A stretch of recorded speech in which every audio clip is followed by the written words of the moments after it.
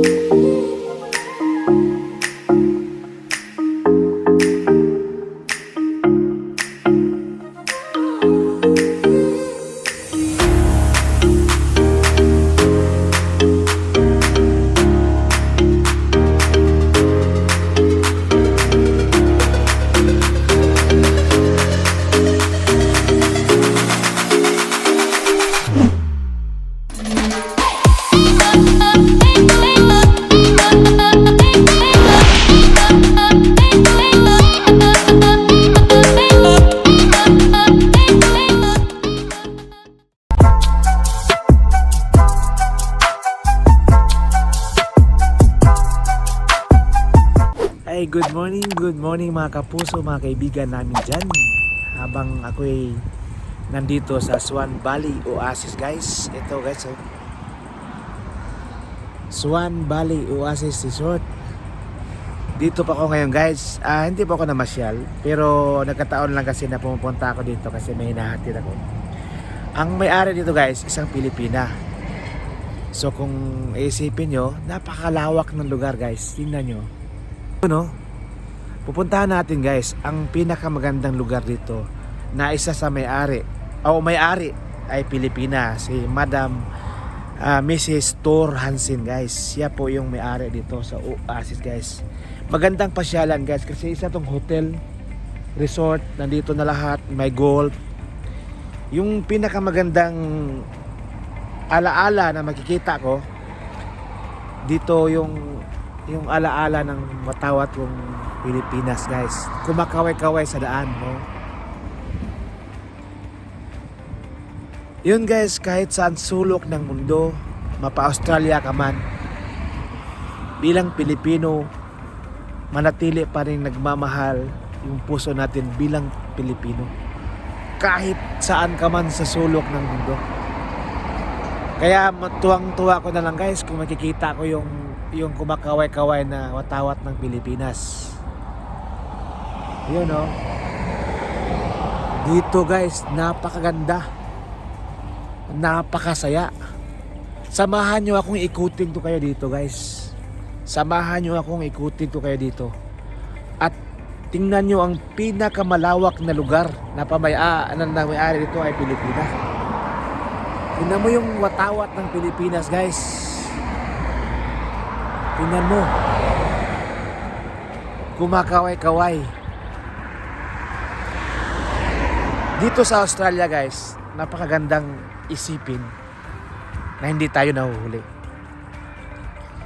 Hindi tayo naging mangmang, kundi yung bandera ng Pilipinas kahit paano ay gumagaway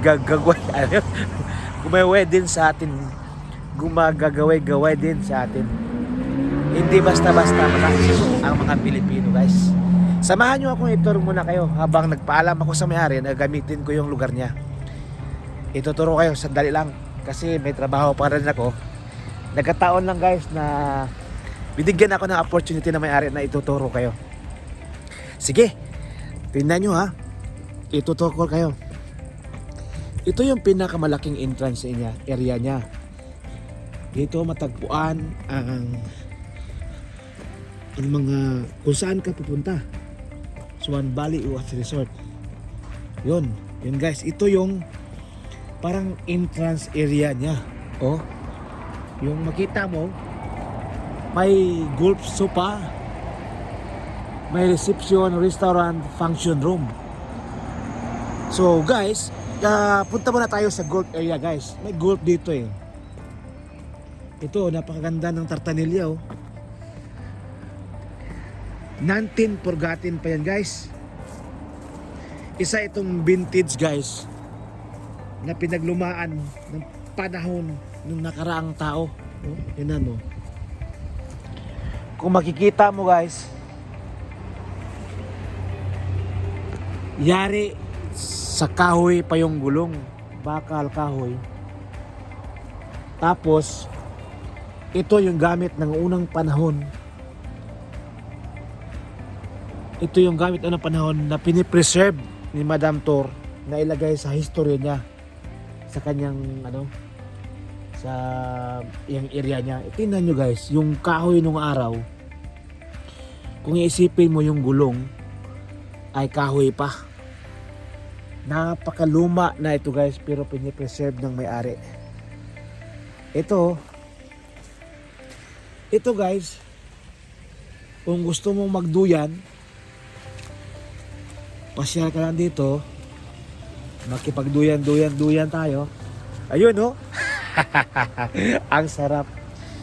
Ito guys oh, tingnan mo guys. Dito tayo mamasyal sa fountain ni Madam Tor. Napakaganda guys. Napakaganda oh, tingnan nyo. Umaakyat ka rito. Umaakyat. Yun oh. Napakaganda ng fountain guys. Oh wow. Everything is here. Oh, punta muna tayo sa ibang lugar para maikot ko agad. Kasi habang nagbadali ako, hinahayaan akong ikutin ko kayo ni Madam Tor dito. Puntahan natin siya mamaya. Yung sa likod nito guys, ito yung mga golf ng mga kabataan. Dito nag-golf yung mga kabataan. O kahit malalaki na, dito nag-golf. Diyan sila nag-golf guys. May malaking golf ko sa likod. Puntahan natin. Kung ikutin natin ito guys, yung buong lupa nito, maka-isang oras tayo bago natin maikot yung buong lugar. Oh, kasi napakalawak eh. 65 acres kung di ako nagkamali. Yun guys, may bamboo. Yan ang golf din yan guys. Oh, tingnan nyo. Yun oh, napakaganda. Oh. Yun.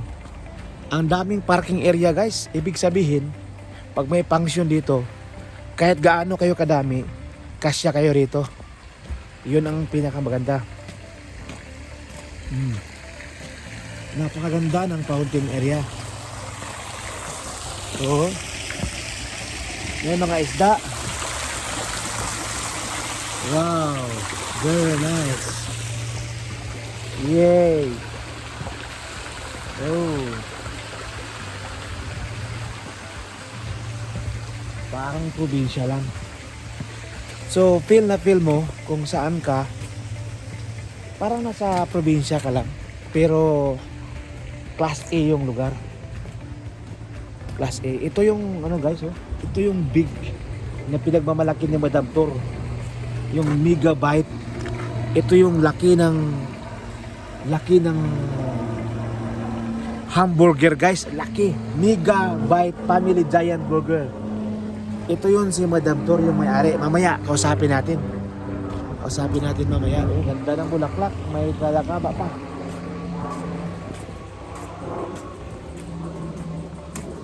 Ito yung clubhouse. Yan yung restaurant. Ito yung golf area. Wow! Ang laki guys. Hanggang likod pa yun guys. Hanggang sa likod pa yun. Kaya kung pumunta kayo dito guys, lahat nandito na. Oh, napakaganda ng golf area. Hindi mo na tayo makapasok kasi close. May reception doon sa area. Pwede kayong pumasok. Kung mag-book kayo ng hotel, may hotel dito. Gusto niyang magandang destinasyon na pupuntahan, dito, puntahan nyo. Yun oh. Parang napaka-presko ng lugar. Parang lahat ng problema mo mawawala. Yung sakit ng dibdib mo, pag manasaktan yung puso mo, mawawala yun. Kasi dito lang lahat oh. Yung lumang Tartanilla, nandyan na. Yung lumang bridge, nandyan pa. You know, yung golf niya guys, hanggang doon, abot pa yun. Tapos may bago siyang building na ginagawa doon. Yung kids area, yung mga bata maglalaro dyan. Siyempre, Siyempre, kahit ako gusto maging bata, pwede. Yun, no? Slide lang konti. Yek! Enjoy lang, guys. Duyan-duyan. Paminsan-minsan kasi maging bata. Yun, no? Di ba? Sarap ng buhay maging bata. Ganyan, guys. Ganun kasaya. Ito may malaking kahoy, malaking puno. Nandun lahat. Nandito na lahat. Okay guys, puntahan natin yung pinakamayari. Yung Pilipina na si Madam Tour. Puntahan ko muna yung restaurant nila guys. Kasi yung restaurant nila, ito yung pinakamagandang area kasi. Oh. Maganda oh.